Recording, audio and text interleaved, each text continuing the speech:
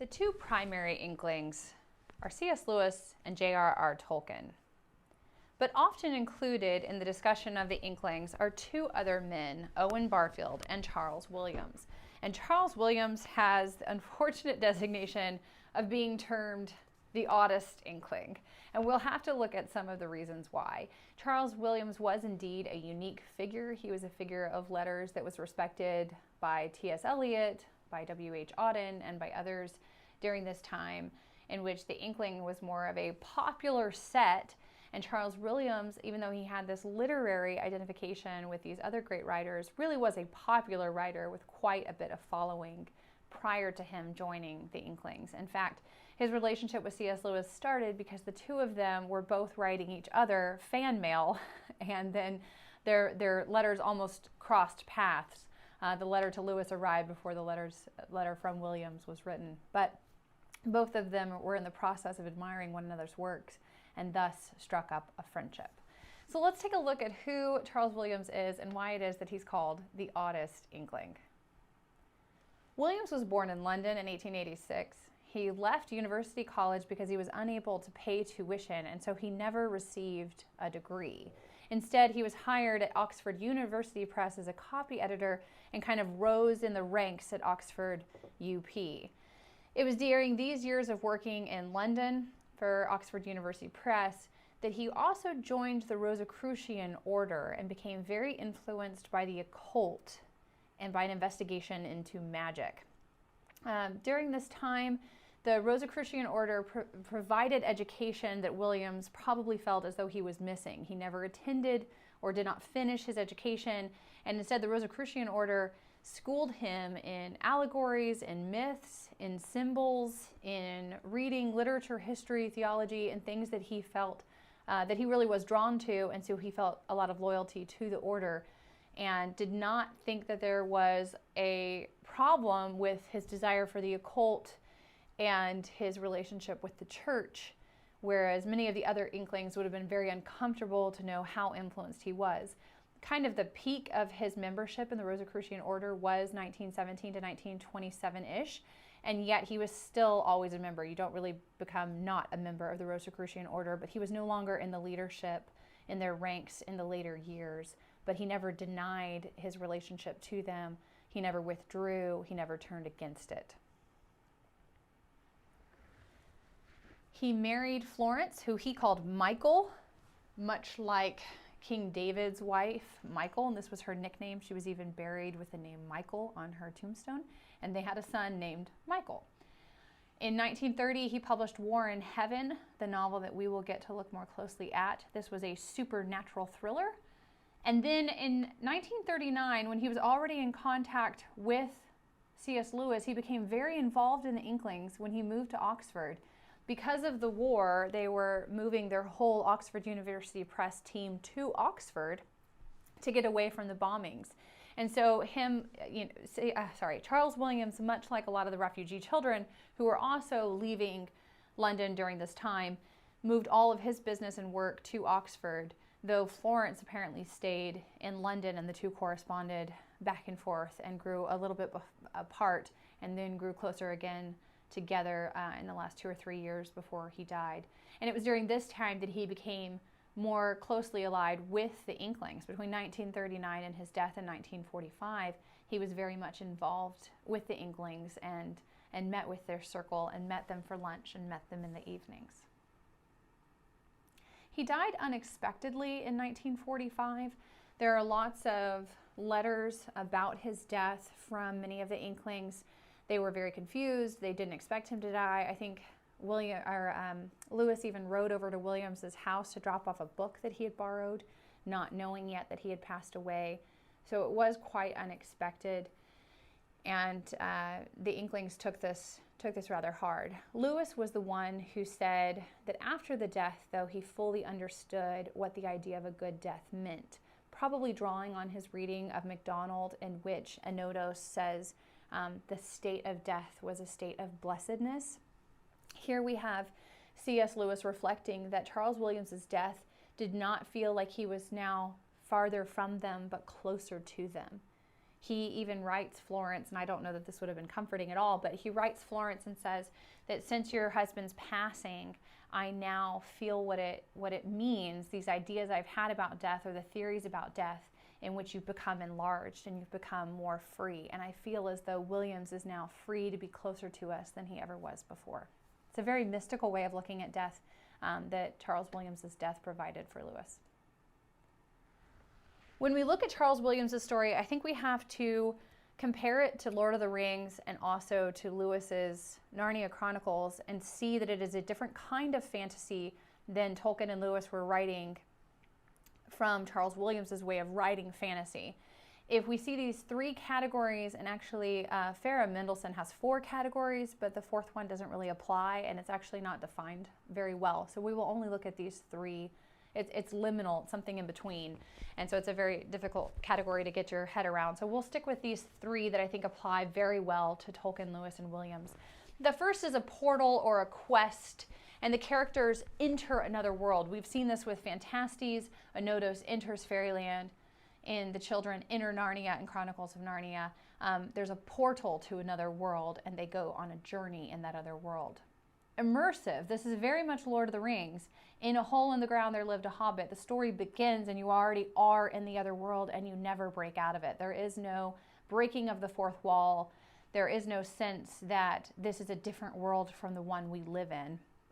This is the world of fantasy. The world of Lord of the Rings is a world that exists and is not necessarily apart from its reader. And finally, intrusive, and this is what Williams writes in War in Heaven, in which our world is intruded upon by the supernatural. War in Heaven is the kind of book in which we see the everyday, and yet it is not the everyday as we know it. What begins as, this looks familiar to us, suddenly becomes a spiritual shocker, a supernatural thriller. It's a world in which the metaphysical reality becomes part of our normal and everyday reality.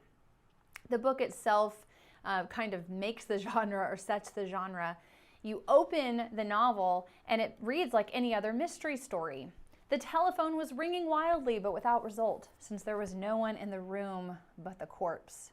It's a rather mundane setting. It's a publishing house. Much like Lewis, who said that he set his novel, That Hideous Strength, in the academy because it's the world that he knew best. We can imagine that Williams begins his first novel in the world of the publishing house because, of course, that's the world that he knows best. We'll walk through some of these characters more closely later, but when you first meet them, none of them strike you as out of the ordinary. They seem a little queer, at least Gregory Persimmons does. They seem a little evil, or maybe not good. Sir Giles Tumulty. The Archdeacon strikes you as a rather positive character, very likable Archdeacon. The Duke of Riddings is this romantic character. The Inspector seems like any inspector you would have seen on a BBC detective sitcom. All of these characters appear at first meeting as normal. Probably the only ones that seem to grow a little bit more supernatural are Prester John, Manasseh, and Dimitri as you get more into the narrative and their layers are unveiled and you see them more as supernatural than as natural. Another way of viewing this would be to call it the sacramental imagination. Although Williams was Anglican, he was also, as I've mentioned, into the occult and also drawn then to Catholicism for its enchantment, for its sacramental connections to things. The emphasis on things as possessing what he would probably call communication with another world, but in having the spirit of the other world there. If you think about it in terms of the Eucharist, right, that the bread and the wine actually become the body and the blood, and this kind of idea was very attractive to him. And so he tries to write fiction in which those ideas are embodied in the story. So even the Grail, which becomes the heart of the story, the Archdeacon doesn't know whether to look on it as an Anglican would, as it's just a cup. It seems like it could possess some of the power of Christ because it touched his lips, but maybe not. Whereas the Duke of Riddings, who is a Catholic, sees this as something that must be brought to the Church of Rome, that it is powerful, that it is a sacred vessel. There's a sacramental sense to it. And so, and even the characters like Gregory Persimmons see this as a sacramental, but it wants to undo the sanctity of it and only use its bare power for his own purposes. But things do possess power in and of themselves. And we see this with the ointment that he puts on him, that it possesses a portal to evil by having this ointment. So all of the things in this world become, if not even sacramental, they become portals, they become gateways for the supernatural to enter into the world that we're living in. Nothing is without a side. Nothing is without either goodness or evil embodied within it. Things are not lukewarm and things are not neutral in Charles Williams's world. The Holy Grail was something that Williams was obsessed with prior to even writing this fiction. He kept an Arthurian commonplace book, and when he writes all these notes about Arthur and about the story that he wants to write with Arthur, he ends up writing a very lengthy epic poem about the King Arthur stories that was quite influential on Lewis in That Hideous Strength, and that Lewis even mentions a tribute to in That Hideous Strength. He writes of the Grail in this Arthurian commonplace book, and he says, one fixed point, it's the reality. It is in truth other things which move, and it is still. The wine is the blood, the quintessence of the whole world. The Grail then becomes the portal of the Eucharist's reality. It is the sacred object that opens the door to mystery. It is the master of mystery, to use the archdeacon's words, when he holds on to it and is trying to keep it from disintegrating it. What Thomas Howard, another scholar, points out is that because of the nature of this object, the object itself becomes the judge of all the other people in the novel. It calls forth different responses from them and shows their character. So that someone who's evil, when they are faced with the Grail, they want to possess its power. Someone who's good sees it as the possibility or the potential access to mystery. And those who are like Lionel Rexstraw, he doesn't care either way. He's more of a cynic or a pessimist and doesn't believe in these things. But it shows what they think about these supernatural realities just by confronting it. There are two sides in this novel. There is good versus evil, and the good and evil are rather drawn. There are some neutral characters that we can look at, but for the most part, these things are delineated in this way.